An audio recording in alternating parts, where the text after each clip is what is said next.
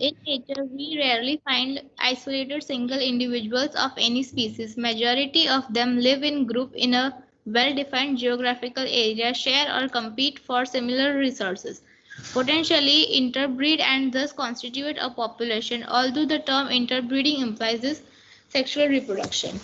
Yes, just a minute. So see how we define population. So population is nothing but the group of the individuals of the same species in a given area at given time, right? So a population, they share or compete for the similar resources. First thing, they potentially interbreed, very very important, right? And finally, the population can be defined as the group of potentially interbreeding species, I mean species that can interbreed potentially, that kept into the population, right? So the term interbreeding, if we use the term interbreeding, हमने use किया term interbreeding, so this means the, I mean normally the interbreeding means the sexual reproduction, right? So the question is that population includes only the group of similar kind of or similar species which can only reproduce sexually? No. For ecological perspective, right? For ecological perspective, we do take the populations of those individual also, or the group of those individuals also, those can reproduce asexually, right? I mean जिसमें asexual reproduction भी होता है उसको भी हम ecological perspective के लिए population में consider करते हैं, right? Okay, yeah, so go ahead. A group of individuals resulting from even asexual reproduction is also generally considered a population for the purpose of ecological studies. All the cormorants in the wetlands, rat in the abandoned dwelling, teakwood trees in a forest track, bacteria in a culture plate, and lotus plant in a pond are some examples of a population. In Yeah, earlier chapters, some of them are asexual reproducing organisms like bacteria, they are asexually reproducing, whereas some of them are teakwood की बात कर रहा है, so they are sexual reproducing organisms, right? तो population, अब हम यहाँ पे ecological perspective से population को हम कैसे define करेंगे? Population is the group of species or the species of individuals of the same species. They can interbreed sexually or they can reproduce asexually also, so they can also be considered into a population, right? Yeah. in earlier chapters, you have learned that although an individual organism is the one that has to cope with a changed environment, it is at the population level that natural selection operates to evolve the desired traits. Population ecology is therefore an important area because it links ecology to population genetics and evolution. Yes, this is very important. तो देखो यहाँ से बात क्या निकल के आती है जब हम पॉपुलेशन पढ़ते हैं, तो at the end this is the population ecology, एक नया ब्रांच जो इकोलॉजी में निकल के आती है, that is population ecology. And population ecology is very important area because it link the ecology of the population, genetics and the evolution, right? I mean this links the ecology to the population genetics. हम पढ़ेंगे भी ये population genetics, Hardy-Weinberg law हम एक बार पढ़ भी चुके हैं, फिर भी यहाँ पढ़ेंगे एक बार. So this is the population genetics. I mean they link the population genetics and the evolution, right? So what they do, I mean at the population level, the organisms of a population, they do evolve, right? According to the environmental conditions, they adapt themselves and they evolve for a certain or desired traits, right? बहुत बहुत लंबे समय में एक population क्या करता है, एक पर्टिकुलर ट्रेट को इवॉल्व कर सकता है और करता है actually, right? So evolve the desired traits in the due course of evolution. Okay, yes. Population has certain attributes whereas an individual organism does not. An individual may have birth and death, but a population has birth rates and death rates. In a Yes. population, यहाँ पे just minute, ये दो term को अच्छे समझना कि birth और death हम इंडिविजुअल लेवल पे बोलते हैं, पॉपुलेशन की कभी बर्थ और डेथ नहीं होती है. This is birth rate and death rate, इससे हम इसको मेजर करते हैं. Birth and death it is not the attribute to the population, ये इंडिविजुअल की एट्रीब्यूट है, right. This is the attribute to the individual. Okay, या in a population, these rates refer to per capita birth and deaths. The rates hence expressed are changed in numbers, increase or decrease with respect to members of the population.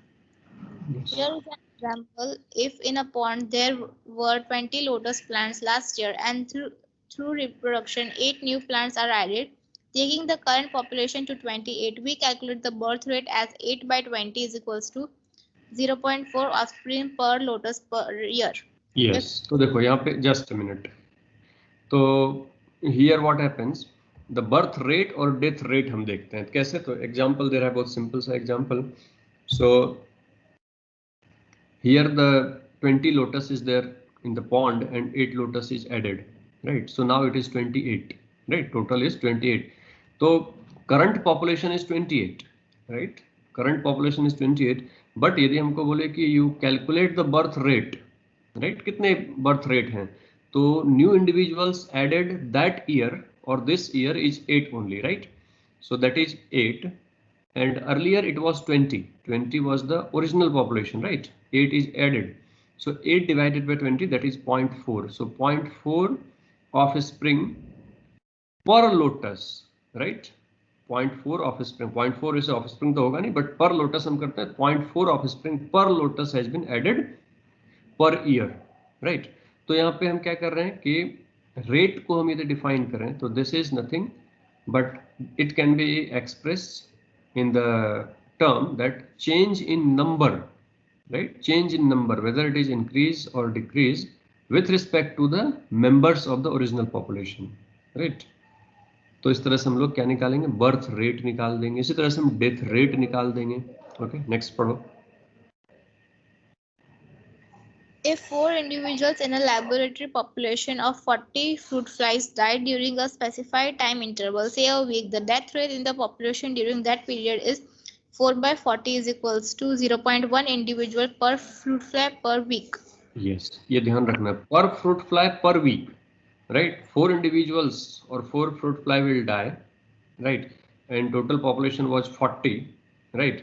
So the death rate is that 4 by 40, I mean 0.1. अब ये 0.1 है क्या, तो no doubt this is the death rate. ये death rate है, इसको हम लोग डेथ रेट बोल सकते हैं. और डेथ रेट किसके रिस्पेक्ट में, पर इंडिविजुअल के रिस्पेक्ट में, मतलब 0.1 individuals of fruit fly they are dying per week, right. So death rate is 0.1 per week. Okay, तो हम इस तरह से क्या कर रहे हैं, 4 जो डेथ हुई और ओरिजिनल पॉपुलेशन है 40, right. So this is 0.1, right, 0.1. So this is the death rate. तो कैलकुलेट करने के लिए आपको आएगा कि calculate the birth rate, death rate. तो वहाँ पे केयरफुल रहना है कि ओरिजिनल पॉपुलेशन क्या है उसको डिवाइड करना है जो भी इंक्रीज या डिक्रीज हुआ है. नॉर्मली बच्चे क्या करते हैं कि यहाँ पे देखेगा कि 28 हो गई है पॉपुलेशन, तो 8 by 28 कर देगा, राइट. 8 by 28, अब जितना भी हो वॉट एवर नंबर, राइट. वो लेकिन रॉन्ग होगा, वो डेथ, वो बर्थ रेट नहीं हुई एक्चुअली. इस क्वेश्चन की मैं बात कर रहा हूँ, बर्थ रेट वाला जो कैलकुलेशन है. क्योंकि ओरिजिनल पॉपुलेशन कितना है तो 20, राइट, और इंक्रीज कितना हुआ 8, तो 8 by 20, so that is 0.4. Okay, so keep in the mind. अभी तो ठीक है, अभी हमको याद रहता है, बट 2 महीने 3 महीने एग्जाम आते आते इसमें भूलने लगते हैं, कंफ्यूजन होने लगता है. ये नहीं भूलना है, ध्यान रखना है, ठीक है. तो in that way we can calculate birth rate as well as the death rate in a population, right. क्योंकि बर्थ रेट और डेथ रेट क्या है, पॉपुलेशन की एट्रीब्यूट है. हम बर्थ और डेथ नहीं बोलेंगे यहाँ पे, again keep in the mind, right. Birth rate and death rate. Yes, आगे बढ़िए. Another attribute characteristic of a population is sex ratio. An individual is either a male or a female, but a population has a sex ratio. Example, 60% of the populations are female and 40% males. Yes, ये तीसरा attribute, just a minute, ये तीसरा attribute हुआ है ना. एक हुआ birth rate, death rate, और तीसरा एट्रीब्यूट हुआ सेक्स रेशियो, राइट। तो जैसे बोलते हैं कि 50% male and 50% female is the ideal population, right, and here if the females are more, then we can say the 60% of female is there, right.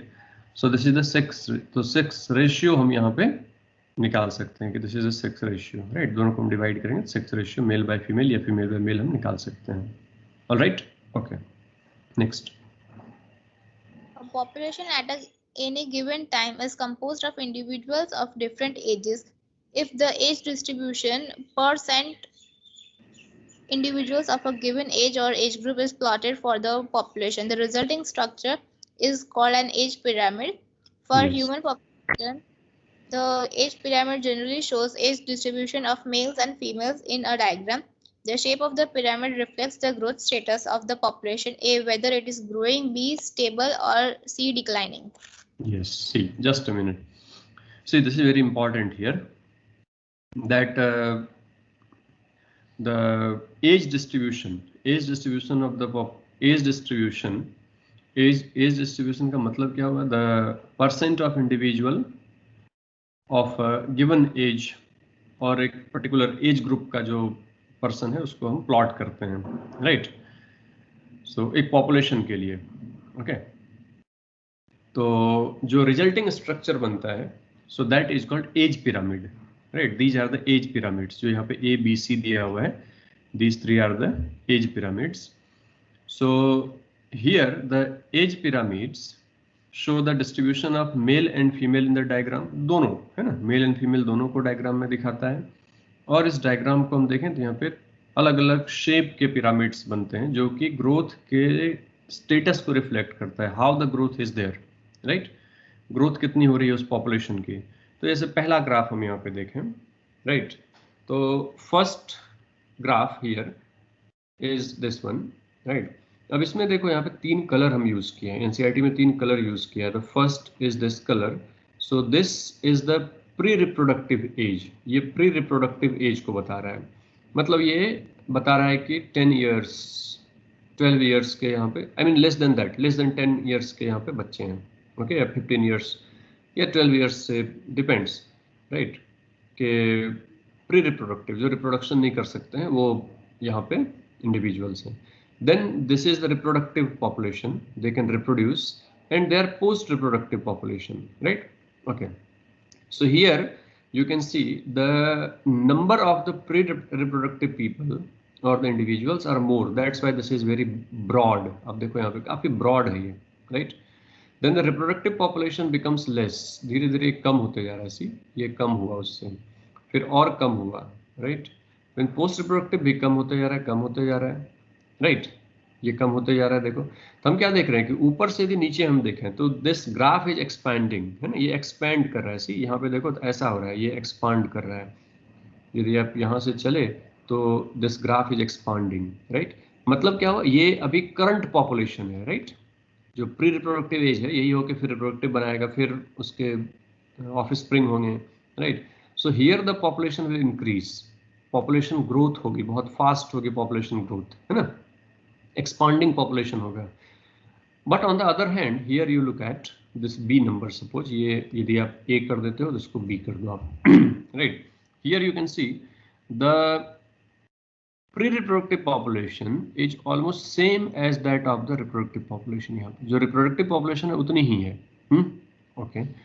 फिर ये और थोड़ा कम है, पोस्ट रिप्रोडक्टिव और कम है. मतलब जैसे जैसे हम ऊपर से नीचे की तरफ आ रहे हैं, देखो ऊपर से नीचे की तरफ आ रहे हैं, ये ग्राफ उतना स्टिप नहीं है जितना पहला था, राइट.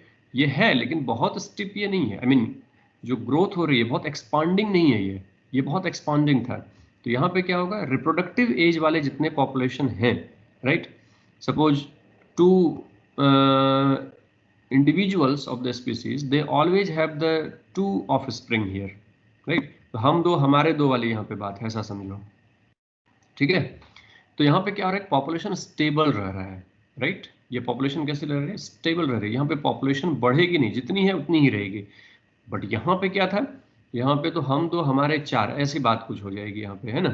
तो यहाँ पे पॉपुलेशन क्या होगी, बढ़ते चले जाएगी, एक्सपांड करते चले जाएगी, है ना. Expanding population, this is a stable population, okay. तीसरा भी एक population, see here we are not talking about only the human, always keep in the mind, ये ह्यूमन नहीं, सारे के सारे हम ऑर्गेनिजम्स की बात कर रहे हैं, राइट? कोई भी पर्टिकुलर एनिमल के बारे में आप बात कर सकते हो, राइट? डिपेंड्स उसकी पॉपुलेशन कैसे बढ़ रही है। कुछ ऐसे पॉपुलेशन होते हैं जो डिक्लाइनिंग होते हैं, धीरे धीरे कम होते जाती है पॉपुलेशन। जैसे यहाँ पे हम देखें तो रिप्रोडक्टिव बहुत ज़्यादा है, सी यहाँ पे रिप्रोडक्टिव एज वाले बहुत ज़्यादा हैं, बट देखो अब यहाँ पे रिप्रोडक्टिव जो है वो कम हो गए। जो प्री रिप्रोडक्टिव है यहाँ पे जो बच्चे हैं, राइट, वो और भी कम हो गए, राइट? मतलब डिक्लाइन कर रहा है। ये तो पोस्ट रिप्रोडक्टिव वाले हैं, राइट? तो यहाँ पे क्या हो रहा है कि देखो ग्राफ तो ठीक है, पहले ऐसा गया, अब क्या हो रहा है, डिक्लाइन हो रहा है। See the population becomes declining, okay, population decline कर रहा है। ये तीसरा attribute, I mean this is the C and this is declining population and these are called age pyramid, इसको हम age pyramid बोलते हैं। तो पॉपुलेशन को हम स्टडी करने के लिए 3 अलग अलग पार्ट में डिवाइड कर देते हैं। रिप्रोडक्शन के बेसिस पे एज पिरामिड हम बना देते हैं, राइट? एंड यहाँ सी हम किसी के लिए अप्लाई कर सकते हैं, but these 3 are particularly for the, ये जो 3 दिया हुआ है ये ह्यूमन को ध्यान में रख के हम बनाए हैं, जो बुक में बनाया है, they are kept human into the centre, okay? But आप किसी के लिए भी अप्लाई कर सकते हो, कोई भी पॉपुलेशन के लिए इस तरह के ग्राफ हम बना सकते हैं। तो human population in some country, जैसे कुछ कंट्री में आप देखोगे एक्सपांडिंग पॉपुलेशन है, जैसे इंडिया की बात करो तो हम एक्सपेंडिंग वाले हैं, एक्सपेंड कर रहा है पॉपुलेशन, दिन ब दिन बढ़ते जा रही है।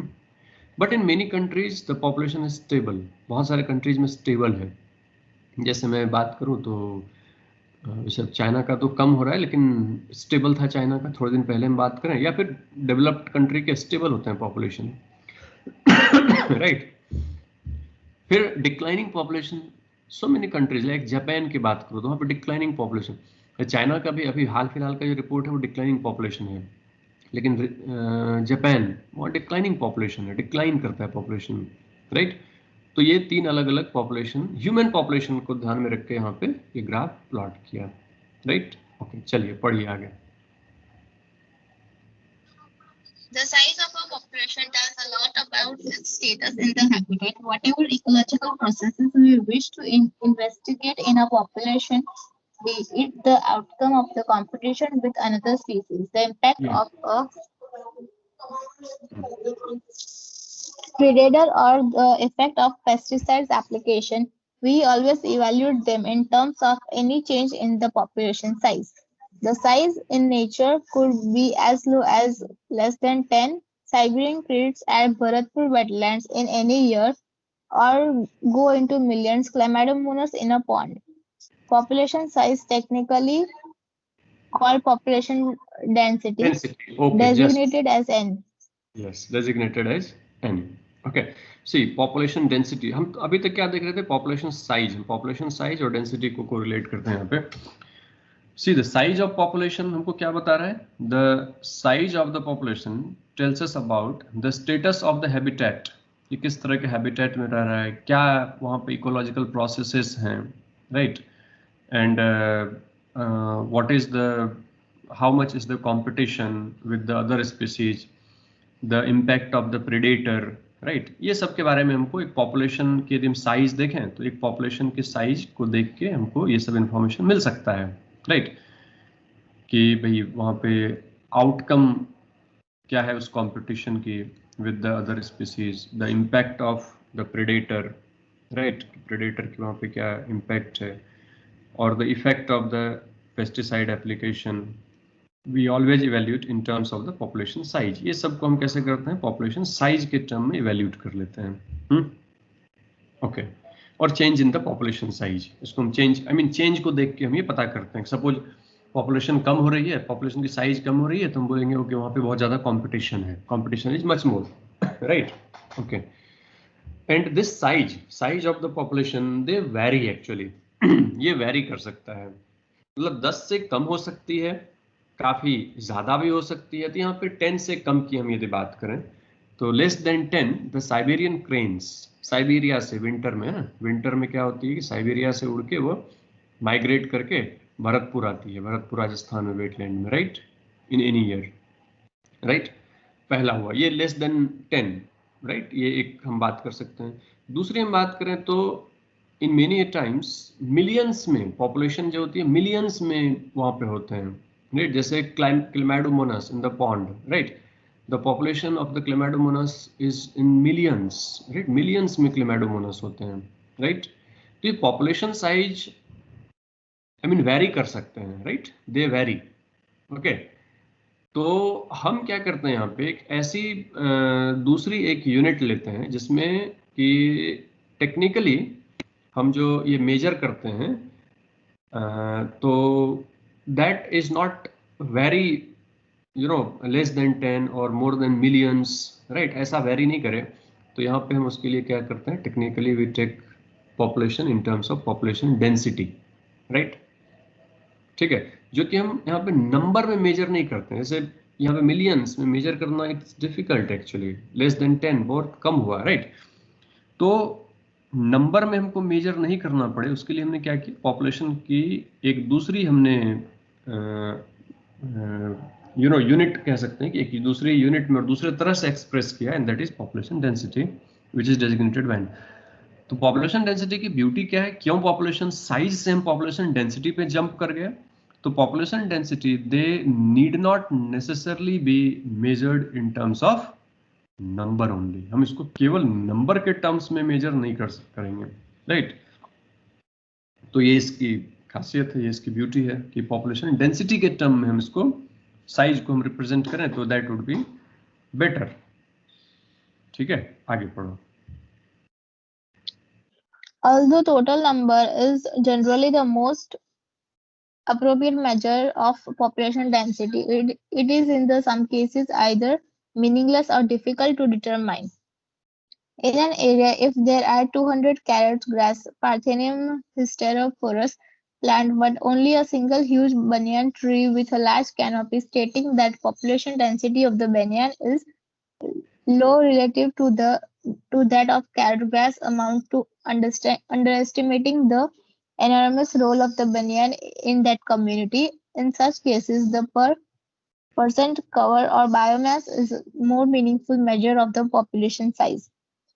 Total number is again not an easy adaptable measure if the population is huge and counting is impossible or very time consuming. Yes, If just you a have minute. एक ही मिनट, अब रुक जाओ यहाँ पे। जी वही बता रहा है कि द पॉपुलेशन की जो साइज है, size is not very the easy to count और द कैलकुलेट द नंबर। उसके लिए हमने क्या किया, पॉपुलेशन डेंसिटी लिया, right. So population density, so although the total number is generally the most appropriate measure for the population density, no doubt, है ना, total number, it is in some cases either meaningless or difficult to determine the total number, right. I mean some cases में, अब जैसे millions of the Chlamydomonas is there, so it is very difficult to count the number of Chlamydomonas, right. जैसे कि example यहाँ पे दिया है कि there are 200 carrot grass, right. Carrot grass, पहले तो यहाँ से क्वेश्चन आएगा तुमको, this is the exotic grass. ये क्या है, एक्सोटिक है, ये हमारे कंट्री की नहीं है, एक्सोटिक है, पार्थेनियम हिस्टेरोफोरस। ये पार्थेनियम हिस्टेरोफोरस हमारे यहाँ पे दूसरे कंट्री से वीट के साथ आया है, और ये भी यहाँ पे बहुत ही कैसे कहते हैं कि they are the weed and they reduces the productivity of many crop, right, parthenium के आने से। ये कैरोट ग्रास, कांग्रेस ग्रास भी इसको बोलते हैं, बहुत सारे बुक में या ऐसे भी रहेगा Congress grass, right.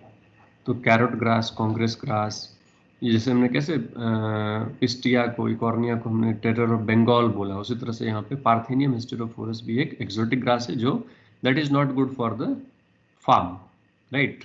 They interfere the production of many more crops. So 200 carrot grass plants, but only one single huge banyan tree is there, right, in a large canopy, right. Just the example there है कि why population density.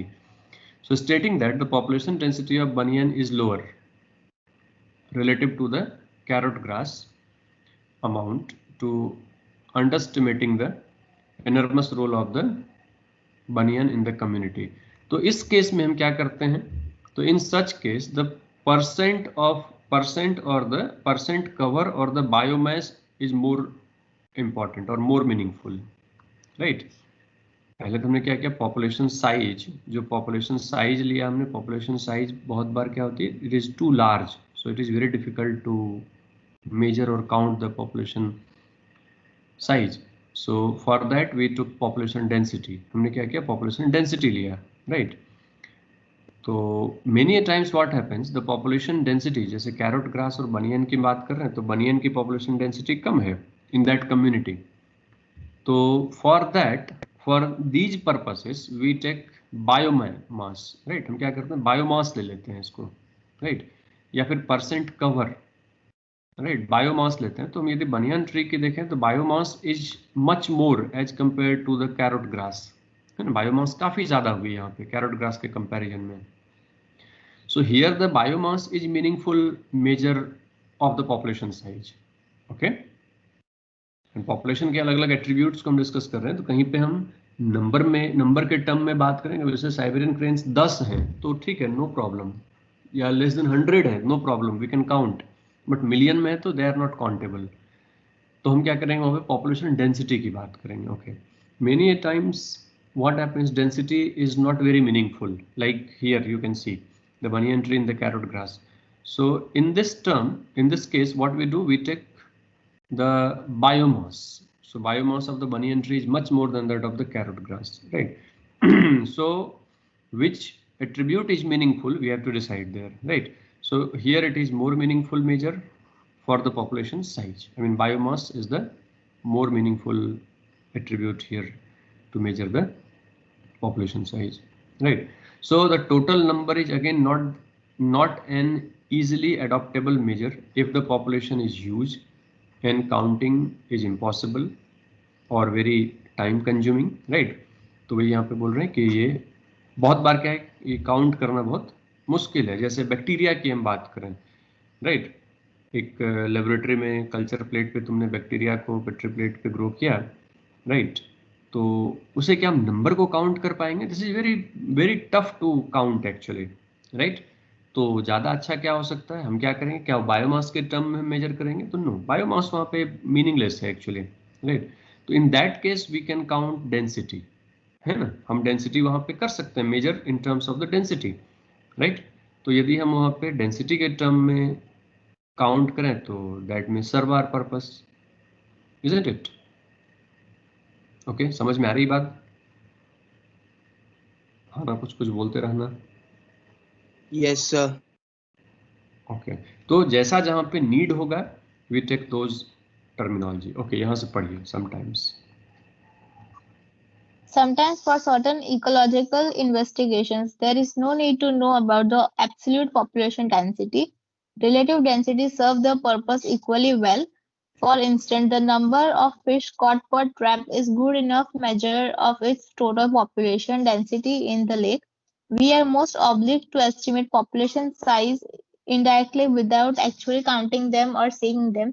The tiger census in our national parks and tiger reserves is often based on pug marks and fecal pellets. देखो, बहुत important.